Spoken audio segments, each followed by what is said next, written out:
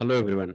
This is Amol Markande from Fisher Chess Academy, and again we are back to the part two, Sicilian Dragon, Understanding the Sicilian Dragon Part 2.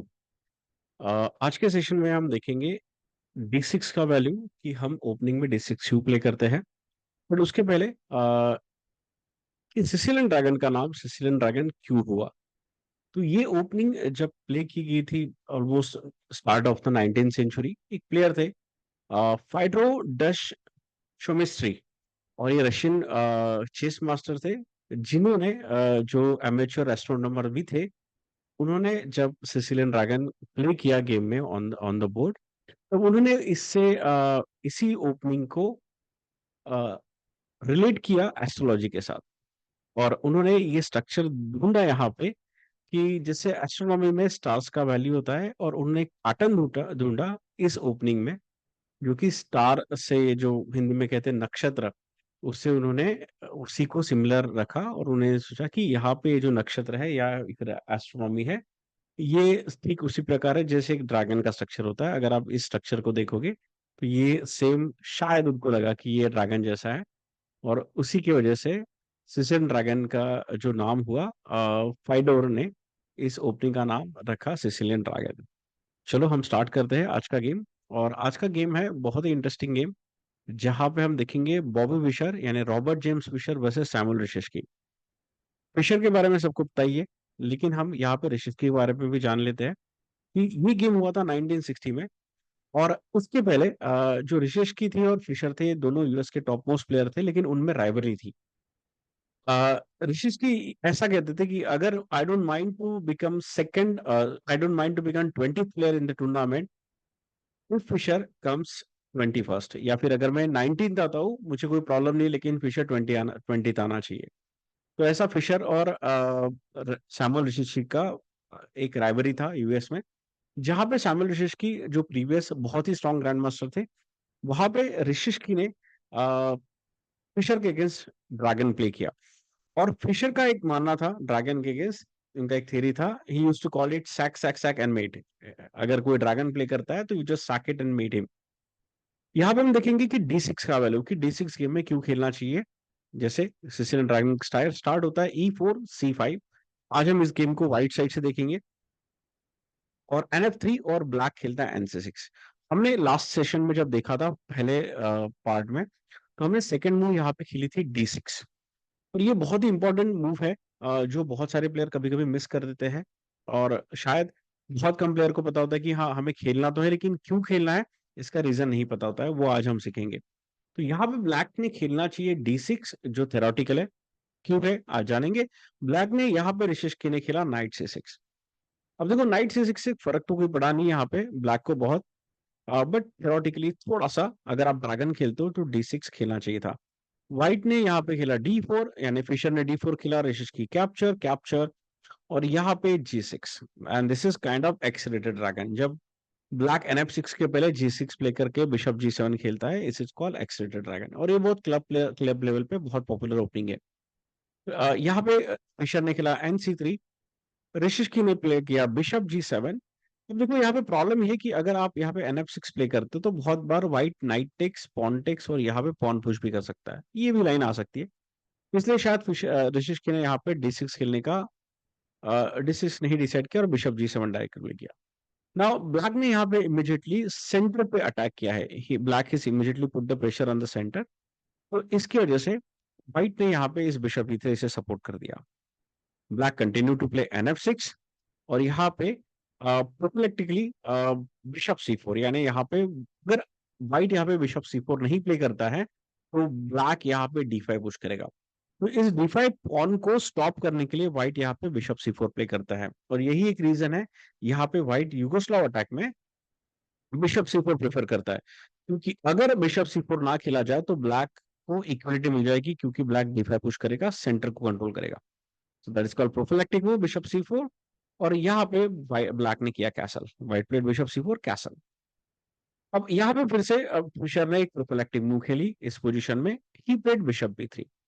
Generally यहाँ पे queen D2 आता है, but white को पता है कि ये जो नाइट है C6 का, बाद में नाइट E5 या नाइट E5 जा सकता है इस बिशप पे अटैक करने के लिए। तो व्हाइट ने पहले ही इस बिशप को b3 पे ले लिया। Now black continue to play knight e5। अब यहाँ पे पहला मिस्टेक ब्लैक ने किया, क्योंकि जैसे कि हम जानते हैं, हमेशा डिस्कस भी करते हैं कि आपको अटैक करने के पहले सारे पीसेस डेवलप करना चाहिए। ब्लैक ने यहाँ पे इस बिशप को डेवलप नहीं किया है, यहाँ पे क्वीन को डेवलप नहीं किया है, और ऑफकोर्स उसके रुक्स भी डेवलप नहीं है इस गेम में। अगर आप पार्ट 1 देखेंगे तो वहां पे हमने सारे पीसेस डेवलप किए थे ब्लैक से, और ब्लैक को बहुत अच्छा एक चांस मिला था।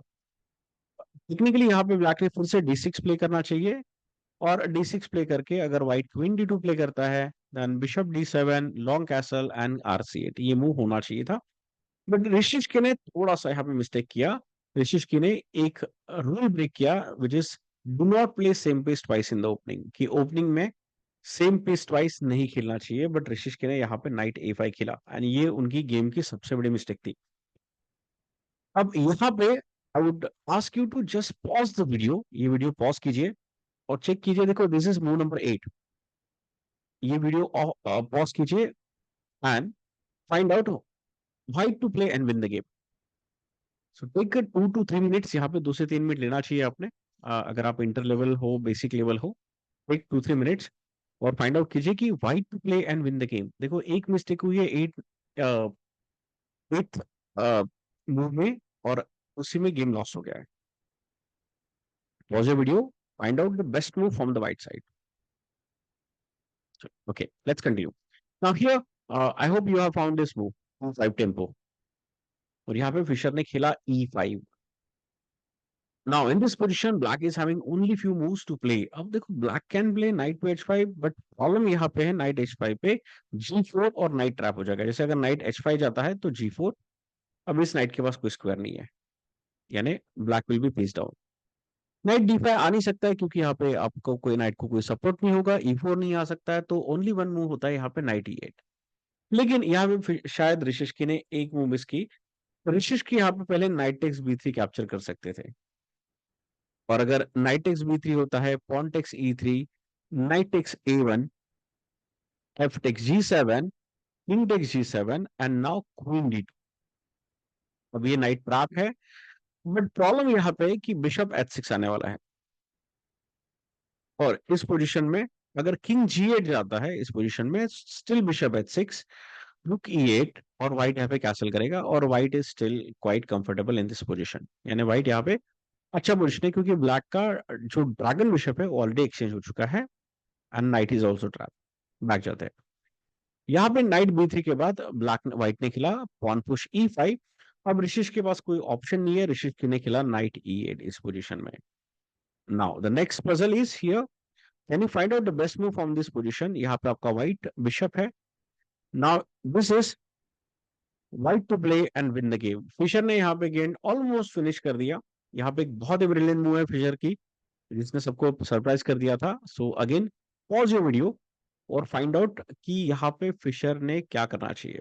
सो take it 2 to 3 minutes, find out white to play win the game. Okay, let's continue the game. Now यहाँ पे फिशर ने एक ब्रिलियंट मूव खेली, that is bishop takes f7। Fischer ने अपना बिशप यहाँ पे सैक दिया। ऑफकोर्स अब यहाँ पे रुक टेक्स नहीं कर सकते हैं, प्रॉब्लम यह है कि अगर रुक टेक्स बिशप आता है तो can you find out next move. The move is night e6, brilliant combination by Fisher. And now the queen is trapped. Queen doesn't have the c7 square also and the b6 square also.